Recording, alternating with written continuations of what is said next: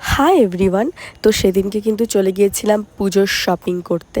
তোমাদের কি shopping complete? অবশ্যই কমেন্টস করে জানিও। আমার তো এখনও কমপ্লিট হচ্ছেই না, যাই কিনছি মনে হচ্ছে এটা বাকি ওটা বাকি। সেদিনকে কিন্তু চলে গিয়েছিলাম মধ্যমগ্রামে, যেহেতু ইউস্টার জুডিও দুটোই আছে ওখানে। তো ফার্স্টে ইউস্টাতে দেখার পর আমার কিছুই তেমন ওখানে পছন্দ হয়নি, তো জুডিওতে গিয়েছিলাম। জুডিওতে যাওয়ার পর বিলিং সেকশনের লাইনটা দেখি আস্তে করে আমি বেরিয়ে আসলাম।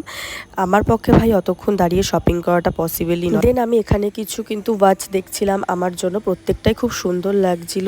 তারপর 1 থেকে 2 ঘন্টা নষ্ট করে নিজের ফাইনালি আমার একটা ওয়াচ পছন্দ হয়ে যায়। এখানে আমি তোমাদের সাথে কিছু কালেকশন দেখাচ্ছিলাম, এটা ছেলেদের কালেকশন মেইনলি।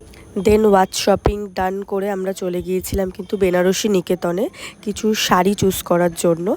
এখানেও ভালোই মোটামুটি ভিড় ছিল। তো কিছু শাড়ির অপশান দেখার পরে তারপর আমরা কিনে চলে আসি ফুচকা খেতে।